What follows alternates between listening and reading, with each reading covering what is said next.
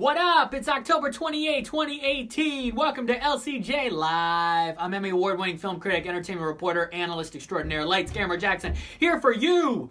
Son of a witch, it's almost Halloween, and we here talking about Halloween winning the box office again. Another $32.1 million. That is crazy good for a horror movie. Not a bad drop at all. We'll get to the rest of the box office coming up. Plus, last night I saw Green Book. I think it's going all the way to the Academy Awards and could be a real Best Picture contender. We'll talk about that. Plus, some insane new details on the new SpongeBob movie. If you think you're going to disregard it, think again. We've got some details for you coming up. Plus, why I think, yes, Billy Crystal should come back to the Academy Awards to host this year. Don't worry.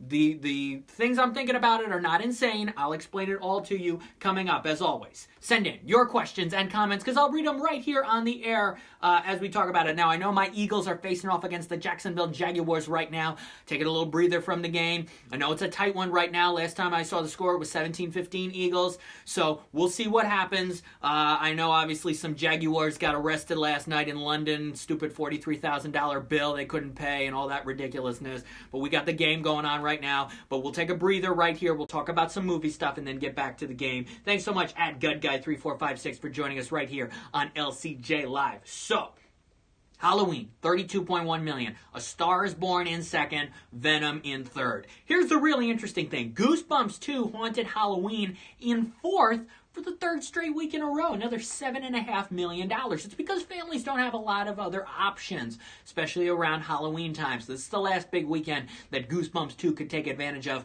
But it's not even halfway to its total of the first Goosebumps movie. That's because of the Jack Black factor. Look, Jack Black starred in the first Goosebumps movie. They couldn't promote him being in the second one until a week after House with a Clock in Its Walls came out. So, Sony got the bad end of the marketing there, but at least Goosebumps staying solid fourth for a third straight week. In fifth, new movie, Hunter Killer, $6.7 million. I wish this movie made more because it's a good movie. You're thinking, what? Gerard Butler? He's been box office poison. Every single movie he's made in the last 5, 6, 7 years has been awful. Not this one. He's actually one of the best things in this movie because he plays a reserved character for once. He is in control. He's very good. Also got Gary Oldman, Common, Linda Cardellini, who was also in Green Book that I saw last night. It's a good cast, and it's an intense movie. I thought those submarines were going to come right through the screen. Good action, good surprises. I recommend this. Go see Hunter Killer. It really is worth your time. Give it some money. In sixth, the film that needs some more money as well. It's doing okay, but it should be doing better. The Hate You Give, $5.1 million. Another movie that should be doing a lot better is First Man. Another steep drop down to seventh, $4.9 million. Damien Chazelle's latest, the Neil Armstrong biopic, hasn't even crossed $40 million yet.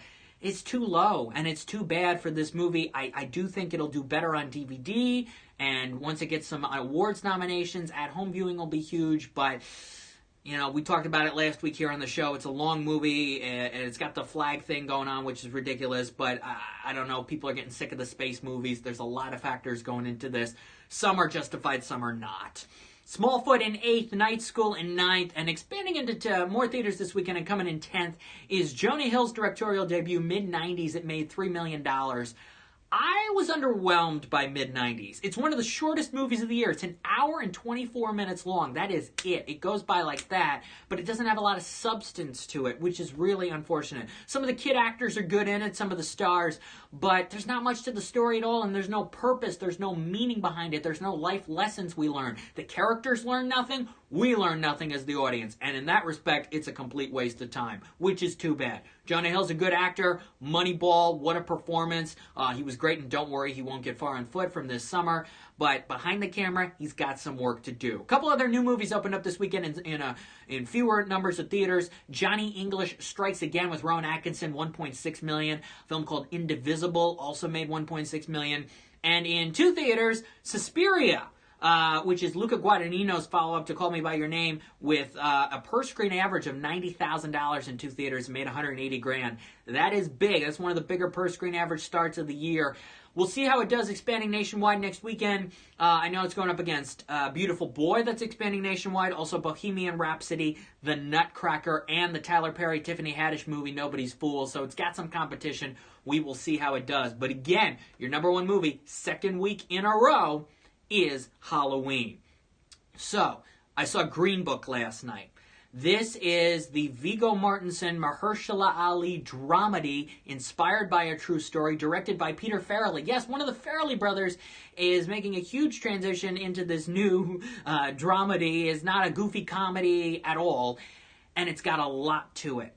This is from Universal Pictures. I saw this last night at the Film Columbia Festival. It was their Saturday night sneak, and I think it's a very good movie. I'm going to have my full review up later today, but you see Viggo Mortensen's character. He grows and builds on you over the course of the movie. I think from beginning to end, Mahershala Ali is fantastic. I believe Mahershala Ali is a lock for a Best Supporting Actor nomination, Academy Awards, all the award shows this award season. Mahershala Ali, put him on the ballot now. He is really good in this movie. Viggo's very good too. I don't know if he's quite as much of a lock in the lead actor category quite yet. We've got some big ones coming out still. Hugh Jackman in The Frontrunner, Christian Bale in Vice. There's several more Best Actor contenders to come. But I think put him in the conversation because Viggo is also very good in this movie. And it's got some humorous moments. It's got some heartfelt moments too. It feels sincere and wholesome throughout. I wish it went a little deeper in some cases, but I think a lot of the scenes in this movie are just understood. You understand what the characters are feeling without them having to say anything at all. You understand the deeper themes and messages without it needing to be shoved down your throat. It is an audience crowd pleaser for sure. The crowd at Film Columbia last night was laughing, enjoying it. Big rounds of applause at the end. This is one that people are going to talk about through award season. It is going to be one that it plays very well over the holidays. It opens up on November 21st, the day before Thanksgiving. It will do very well right through Christmas. Green Book. Universal Pictures has a legitimate contender for some major awards categories. It'll probably end up in the comedy categories of the Golden Globe. Is it a flat-out comedy? No. But because of the lighter tone, it'll probably end up there. And you could see Viggo in the lead actor nominations for that.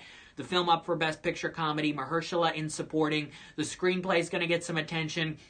And who knows, maybe Peter Farrelly gets some Best Director nominations for this movie. Again, it's still a little early, but put Mahershala on your supporting actor category and look out for this movie, Green Book. I'm going to have my full review of it later today. Good Saturday night sneak pick film for Film Columbia, says Bob Hall. Yeah, it's a good crowd pleaser. It's an audience favorite. It won the Audience Award at Toronto, I believe. So yes, this is one that I think is going to do very well. Critics are loving it already who have seen it, and the audiences will respond to it as well. Green Book. Watch out for it this award season. Can we talk about this new SpongeBob movie details? So, the movie is called The SpongeBob Movie, It's a Wonderful Sponge. And it's going to come out in July 2020. Nickelodeon and Paramount doing the third theatrical SpongeBob movie. New details were shared the other day about the new SpongeBob movie. And they were all three big surprises. Number one, this is going to be an origin story. A SpongeBob origin story. Where apparently we're going to see him meet friends like Patrick and others at this summer camp called Camp Coral. Now, if you're a diehard SpongeBob fan like me who has seen every single episode, except for the new ones that aired at 11 a.m. this morning because I got to watch those, you know this world inside and out. On the first episode of SpongeBob, in the second part of the first episode called Tea at the Tree Dome, that's where he meets Sandy Cheeks. So if they think that he's going to now meet Sandy Cheeks at this summer camp, hey, that's a major continuity problem. I hope they don't change up some of the origins of SpongeBob in that respect. You have to stick with what the people know. Now, if he meets Patrick at this summer camp, cool, fine, awesome. But he really meets Mr. Krabs in that first episode, Help Wanted, going to the Krusty Krab, applying for the job. Squidward has been his neighbor, but we're going to find some more stuff out. That's what it looks like. This is an origin story of SpongeBob SquarePants that we really haven't discovered a whole lot of. We've seen him as a baby over the years. We've seen some flashbacks, but they're going to go deep into this, which could be really interesting. Just keep with the continuity things. Make sure you stick with it. A lot of holes in this SpongeBob story. He's got a lot of holes in himself, but we'll see. We'll see what happens. I'm going to trust that they're going to be okay with this. You know, if Tom Kenny's on board with this and everybody in the cast, they got to go along with what's been happening in the world of Bikini Bottom over the last 20 years. Now, Hans Zimmer is doing the score. Wow. Hans Zimmer doing the music for a SpongeBob movie, that is big. But maybe even bigger is the fact that this entire movie is going to be in CGI. That's right, the whole movie is in CGI. We had, the first movie was all hand-drawn, and then they went into the live-action world, David Hasselhoff and all that. Second movie, last half hour, they become superheroes and transform into CGI characters, which was bold and unique and very brave of them to do, to expand this world into them being CGI. Now you're telling me that this origin story and the entire movie is going to be CGI? I'm cautiously optimistic. I'm cautiously optimistic about the fact that it's all going to be CGI. I hope that it all works, but again, you've been with these characters for 20 years. I know they're on the big screen. It's the third movie. It's a Wonderful Life, this origin story. I hope the CGI doesn't take away from the overall impact of who SpongeBob is and what this character and this world stands for. So those are the details we got right now on SpongeBob Movie, It's a Wonderful Sponge, in theaters, July 2020. What's your favorite SpongeBob episode? Wow. That's a tough question. Let me first give you the years that I think SpongeBob was best and worst and all that. So the early episodes are really good. They're some of the best, like Pizza Delivery and all those in 99. 2000, Keep Going, 2002. Then they took a real hiatus because they had to make the movie. So they only made a couple episodes in 2003 and 2004 that were pretty good. The Strangler episode is hilarious. That was in 2004. 2005, 6, 7, they're decent episodes, but they're not great. They started picking up speed again in 2009, hit a little bit of a dive in 11, 12, and then 13, 14. From then on, it started getting better and better, and I think these episodes are pretty good. A lot of it has to do with Steven Hillenburg coming back to the show and giving it this surrealism. He wanted to reinsert the surrealism of SpongeBob into the show in these last few years. So I think the show is close to as good as some of those classic episodes because the animation is wackier and wilder and the dialogue is funny. There's a lot going on. Favorite all-time episode, the Krusty Krab training video, is amazing. It is a classic. I know Missing Identity is a classic. There are so many good ones. Yeah, a lot of good SpongeBob episodes. Chocolate with Nuts is my favorite. That's a really fun one. Yeah, Chocolate with Nuts is good. Has Hans Zimmer ever done a score for an animated movie before? I think he's the Lion King guy, right? I think he did the Lion King. He's been working with The Simpsons on some occasions as well. But this will be cool to have Hans Zimmer do the music for the new SpongeBob movie in 2020. Okay, if you're just joining us here on LCJ Live, I gave you a little tease yesterday. I believe that if they can't get Jimmy Kimmel to do the Oscars this year, they should go back to Billy Crystal. Now, I know what you're thinking. Why would they go back to Billy Crystal for a show that wants to keep skewing younger? Well, I'm going to put up a blog post tomorrow at late-cameron-jackson.com, but I'll give you a preview of what I'm going to be talking about. Here's why Billy Crystal should come back and host the Oscars. Number one, it'd be his 10th time. He's hosted it 9 times. 10 would be cool. It's kind of a milestone. Number two, speaking of time, here's the thing. The Oscars this year is cutting back to a maximum of 3 hours. And Billy Crystal has hosted the shortest Academy Awards ceremony in the last 30 years when he did it in 2012. It was the shortest Oscars over the last 30 years. He knows how to keep things moving. And because of his reputation, having hosted 9 previous times, he can basically call the shots. So he'd also be making history by being the oldest Academy Awards host since Bob Hope. At the age of 70, Billy Crystal would be. Bob Hope, his last time he did it, he was 74. But what it really comes down to is that the ratings don't matter anymore. Last year with Kimmel coming back, the first year Kimmel did it, got 33 million. Last year, 26.5. No matter who hosts the Academy Awards, pretty much the same number of people who care enough about the movies and the nominees and what the big films are for the year are going to watch the Oscars no matter who the host is or not. It really doesn't matter anymore. The ratings are going to drop again. They'll probably drop to about 24 to 25, maybe lower this year, no matter who hosts. Last year proved it. You get Billy Crystal to come back for a 10th time, hashtag one more time. He makes a bunch of jokes about the fact that they can't deliver all 24 categories live. They can't present them all live. He'll have some great cracks about that. And this kind of underdog story that a 70-year-old can host the Academy Awards just as well as a 22-year-old woman. I think this is a good idea that Billy Crystal should come back one more time. You know, he's an older person. They're trying to skew younger, I guess, but it's never going to work. Young people are never going to watch the Academy Awards or be emotionally invested in it with the whole controversy with the categories and all that. Give him one more shot. I think he'll do it. It'll be fine. It's 3 hours in and out. The Oscars are going to happen no matter who hosts it. Give it to Billy Crystal one more time. More analysis tomorrow at lights-camera-jackson.com in the blog section. Bob Hall says he does the best impressions. He's very good. He's a good host. He's a good showman. We can't get Hugh Jackman to host this year probably because he'll be up for the front runner. You can't get Matthew McConaughey like I thought originally because of White Boy Rick. Give it to Billy one more time.